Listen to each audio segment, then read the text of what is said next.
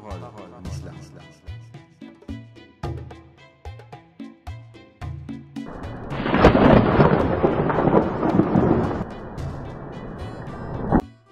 La civilisation arabo-musulmane est vaste et ses contours sont infinis. Sa beauté et sa richesse ne sauraient se limiter à la plus exhaustive des présentations qui soit. Par cette ébauche, je souhaite simplement apporter ma petite pierre, mon grain de poussière devrais-je dire, à cet édifice. Elle est simple mais pas simpliste et n'a d'autre dessein que celui de communiquer ma perception actuelle et personnelle de ce courant multiple et complexe que nous devons à cette civilisation menée par une pléiade de grands hommes. C'est l'islam qui, par le biais du livre saint, le Coran, a enjoint les hommes à se libérer et à poursuivre leur élan vers la quête du savoir. Le clergé est le terme qui désigne les différentes institutions d'une religion. Il n'y a donc pas un clergé, mais plusieurs clergés. L'islam n'a accordé aucune place à un clergé qui viendrait s'interposer entre les hommes et leur créateur. L'imam ne possède aucune autorité dans la relation entre Dieu et les hommes et n'y interfère jamais. Il est certes un érudit respecté par sa communauté. Who is the Lover? Allah. Who is Ar-Rahman? Allah. Who is Al-Mannan? La ilaha illallah. Muhammadur Rasulullah. Muhammad is the messenger. To Allah is our return. La ilaha illallah. Muhammadur Rasulullah. Muhammad is the messenger. To Allah is our return. Qui est donc l'imam?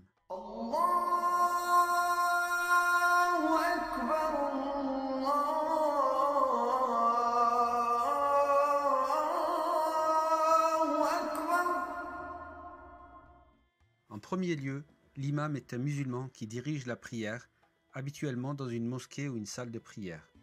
L'imam est aussi celui qui est à l'écoute de ses co-religionnaires et leur apporte ses connaissances et ses conseils.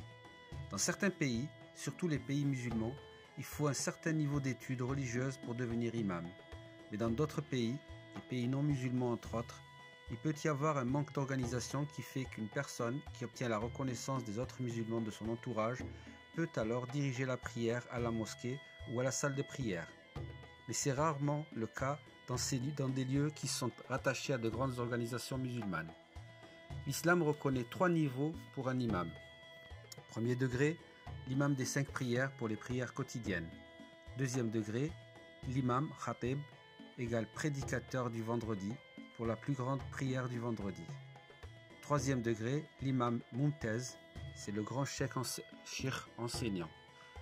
Selon Abu Mas'ud Ansariya, le messager d'Allah sallallahu alayhi wa sallam, a dit « Pour mériter de guider les gens dans la prière, il faut être le meilleur dans la récitation du Coran. S'ils ont le même niveau, c'est le plus expert en la sunna qui a ce mérite. S'ils sont égaux dans ce domaine, c'est le plus ancien dans l'émigration qui doit guider. S'ils étaient ensemble dans l'émigration, c'est le plus ancien converti à l'islam qui a ce privilège. Nul ne doit guider quelqu'un dans sa propriété, ni s'asseoir à sa place sans sa permission. » Amr ibn Salama a dit « Le jour de la prise de la Mecque, les tribus se sont dépêchées de déclarer leur conversion à l'islam.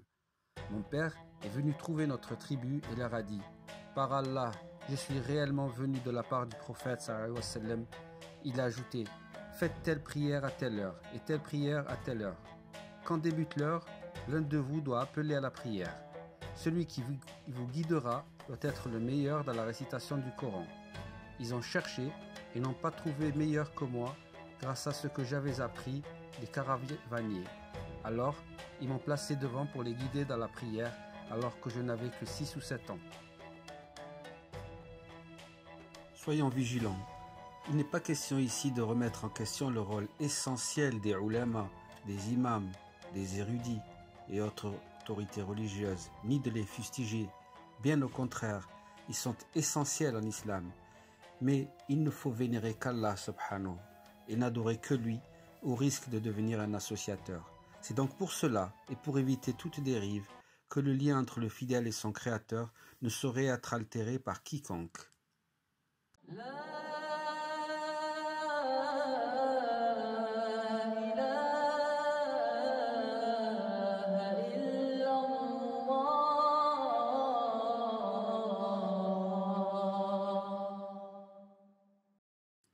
suis Haroun et je suis un grand pacifiste.